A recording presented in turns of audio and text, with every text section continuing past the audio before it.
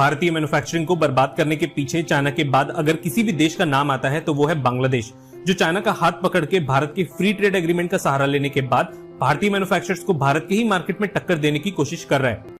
আসসালামু আলাইকুম, আমন্ত্রণ জানাচ্ছি বিডি টিউবে। সাথে আছি আমি হাসানুর ইসলাম। বাংলাদেশ ও ভারতের মাঝে ফ্রি ট্রেড এগ্রিমেন্ট সাইন হয়েছে।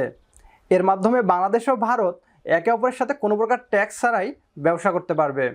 কিন্তু বর্তমানে লক্ষ্য করা যাচ্ছে বাংলাদেশ ও ভারতের করা ফ্রি ট্রেড এগ্রিমেন্টের পুরো ফায়দা ভারত নিজে নিচ্ছে, কিন্তু বাংলাদেশকে নিতে দিচ্ছে না। আপনারা হয়তো জানেন আমাদের মাননীয় প্রধানমন্ত্রী শেখ হাসিনার নেতৃত্বে বাংলাদেশ দক্ষিণ এশিয়ার অন্যতম ইন্ডাস্ট্রিয়াল হাব হতে যাচ্ছে। বাংলাদেশের কোম্পানিগুলো এখন বাংলাদেশের বাজারের বাহিরেও বিভিন্ন দেশে নিজেদের পণ্য রপ্তানি করতে যাচ্ছে। বাংলাদেশি এসব ইলেকট্রনিক্স পণ্যগুলোর ভারতের বাজারে চাহিদা অনেক বেশি। সাধারণ ভারতীয়রা বাংলাদেশে তৈরি করা পোশাক ও বিভিন্ন ধরনের ইলেকট্রনিক্স পণ্যগুলো বেশ পছন্দ করছে। বর্তমানে বাংলাদেশের Walton company TV, fridge, washing machine রপ্তানি করা শুরু করে দিয়েছে। বাংলাদেশের ওয়ালটন কোম্পানির সাথে যমুনা সহ বিভিন্ন কোম্পানিও নিজেদের পণ্য ভারতের বাজারে নিয়ে যায়।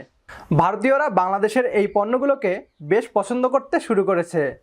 অল্প দামে ভালো কোয়ালিটির এসব ইলেকট্রনিক্স পণ্য ভারতের নিজস্ব কোম্পানির তৈরি পণ্যগুলোর চেয়ে গুণগত মানে ভালো ও সস্তা। বাংলাদেশের পণ্যের ভারতের বাজার দখল দেখে ভারতের মাঝে থাকা কোম্পানিগুলো ভারতীয় সরকারকে চাপ প্রয়োগ করে কিছু একটা করার জন্য। ভারতীয় কোম্পানিগুলো বাংলাদেশি কোম্পানির সাথে প্রতিযোগিতা করতে না পেরে ভারতীয় সরকারের দ্বারস্থ হয়। ভারতীয় সরকার বাংলাদেশের পণ্য যেন ভারতে ঢুকতে না পারে সেজন্য নানা ধরনের কারণ দেখিয়ে ট্যাক্স ও নিষেধাজ্ঞা জারি করে। অথচ ভারত বিনা বাধায় নিজেদের কৃষি পণ্য ও মণিহারি পণ্য বাংলাদেশের বাজারে ইচ্ছামতো রপ্তানি করছে। বাংলাদেশ সরকার ফ্রি ট্রেডের চুক্তি অনুযায়ী কখনোই ভারতীয় পণ্যের উপর ট্যাক্স বসায়নি।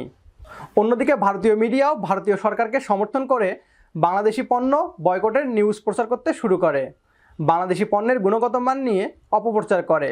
চীনা নষ্ট কাঁচামাল বলে তারা সাধারণ ভারতীয় ক্রেতাদের ব্রেন ওয়াশ করছে।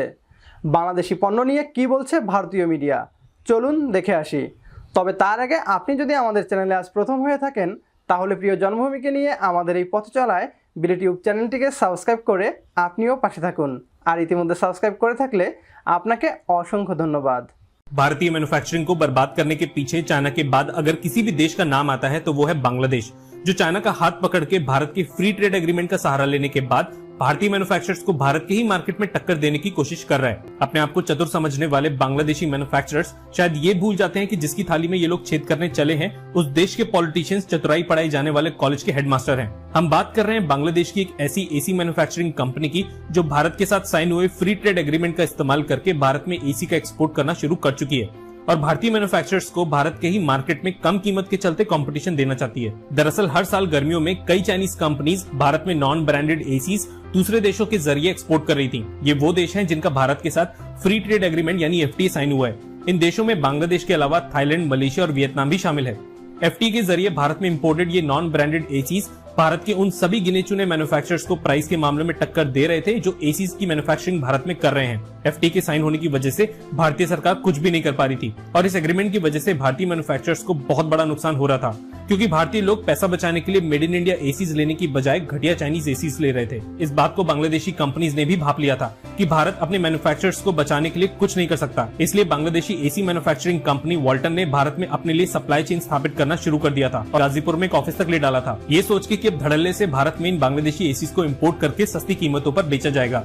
और पिछले साल यानी मार्च 2020 से वॉल्टन ने इन एसीज को भारत में एक्सपोर्ट भी करना शुरू कर दिया था। पर पेंडेमिक के चलते इस कंपनी की ज्यादा सेल्स भारत में नहीं हो पाई, पर ये कंपनी भारत में अपने पैर जमाने की पूरी कोशिशें कर चुकी थी। वॉल्टन भी बांग्लादेश की ऐसी कंपनीज में से एक है जो चाइना से इंपोर्टेड पार्ट्स को असेंबल करके फ्रिज, एसी और वॉशिंग मशीन जैसी चीजें मैन्युफैक्चर करती है।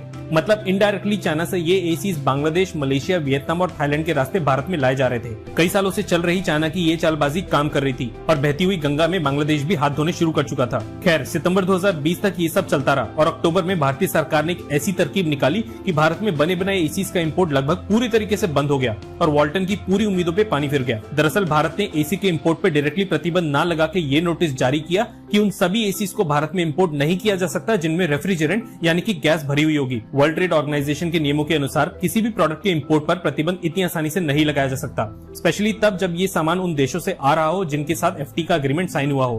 तो भारत ने इसका तोड़ निकालने के लिए ये कहा कि कोई भी देश भारत में एसीज एक्सपोर्ट कर सकता है, लेकिन शर्त यह है कि एसी में गैस भारत में ही भरी जाएगी। मतलब अब वॉल्टन को पहले भारत में एसीज इंपोर्ट करने थे और फिर भारत में लाने के बाद उसमें गैस भरनी थी।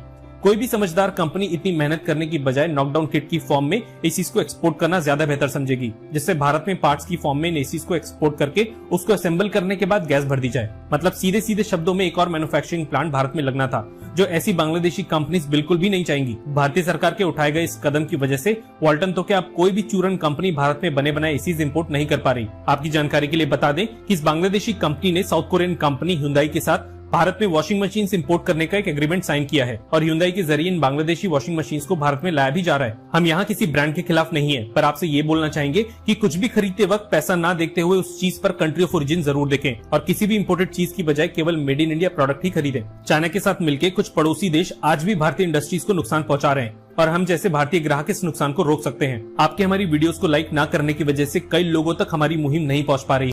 ভিডিওর শেষে একটা প্রশ্ন আপনাদের জন্য, ভারত কি সত্যিই আমাদের বন্ধু নাকি বন্ধুরূপী শত্রু? কমেন্ট করে জানিয়ে দিন আপনার মূল্যবান উত্তর। যে ভারত বাংলাদেশ থেকে প্রতি বছর আয় করে হাজার হাজার ডলার, তারাই আজ বলছে ভারতের শিল্প কারখানাকে ধ্বংস করার পিছনে যদি কোনো দেশ দায়ী হয় তাহলে সেটা বাংলাদেশ। বাংলাদেশ নাকি চীনের হাত ধরে ভারতের সাথে প্রি ট্রেড এগ্রিমেন্টের মাধ্যমে ভারতের বাজারে ভারতকেই টক্কর দিচ্ছে, অথচ ভারতীয় পণ্যে বাংলাদেশের বাজার 6 লাভ। প্রসাধনী থেকে শুরু করে টিভি চ্যানেল এমনকি ভারতীয় গাড়ি দখল করেছে বাংলাদেশের বাজার, অথচ বাংলাদেশ নামমাত্র কিছু পণ্য ভারতে রপ্তানি করে। তারা মিথ্যা অজুহাতে বাংলাদেশি পণ্য বয়কট করার কথা বলছে। ভারতীয়রা হয়তো ভুলে গেছে যদি আমরা ভারতীয় পণ্য বয়কট করি তাহলে তাদের রপ্তানি আয় কমে যাবে কয়েক গুণ। গত বছর যখন করোনা মহামারীর জন্য বাংলাদেশ থেকে চিকিৎসা এবং কেনাকাটার জন্য কেউ কলকাতায় যায়নি, তখন তাদের মার্কেট এবং হাসপাতালগুলো মানবশূন্য হয়ে পড়েছিল। আমরা এ নিয়ে একটি প্রতিবেদন তৈরি করেছিলাম, ডিসক্রিপশন বক্সে দেওয়া লিঙ্ক ফলো করে আপনি সেই ভিডিওটি দেখে নিতে পারেন। আমার কাছে মনে হয় ভারতের পররাষ্ট্রনীতি হচ্ছে অন্য দেশ থেকে শুধু সুবিধা নেবে আর দিবে নামমাত্র। আপনারও কি তাই মনে হয়? কমেন্ট করে জানিয়ে দিন আমাদের। ভারতীয় মিডিয়া বলছে বাংলাদেশি পণ্যের মূল্য কম হয় নাকি ভারতীয়রা টাকা বাঁচাতে বাংলাদেশের পণ্য কিনছে, যা একটি অবাস্তব যুক্তি। কেননা যে পণ্যটির গুণগত মান ভালো, মানুষ সে পণ্যটিই ক্রয় করবে। গুণগত মানের দিক থেকে যখন পেরে উঠছে না ভারতীয় পণ্য, ঠিক তখনই তারা বাংলাদেশি পণ্যের ব্যাপারে অযৌক্তিক তথ্য দিচ্ছে, যার কোনো ভিত্তি নেই। আসুন আমরা সবাই ভারতীয় পণ্য বয়কট করি আর দেশীয় পণ্য ব্যবহার করি। সকল ষড়যন্ত্র ও প্রতিবন্ধকতা অতিক্রম করে বাংলাদেশি পণ্যের রপ্তানি বেড়ে যাক কয়েক গুণ। এই প্রত্যাশায় শেষ করছি আজকের ভিডিও ভালো লাগলে একটি লাইক দিন আর কমেন্ট করে জানিয়ে দিন আপনার মূল্যবান মতামত। ভিডিও শেয়ার করতে একদমই ভুলবেন না। আপনার ছোট্ট একটি শেয়ারে হয়তো অনেকেই জানবে বাংলাদেশের ইতিবাচক খবরগুলো। তো দেখা হচ্ছে পরের ভিডিওতে। সে পর্যন্ত সবাই ভালো থাকবেন, সুস্থ থাকবেন আর বিডি টিউবের সাথেই থাকবেন। ধন্যবাদ।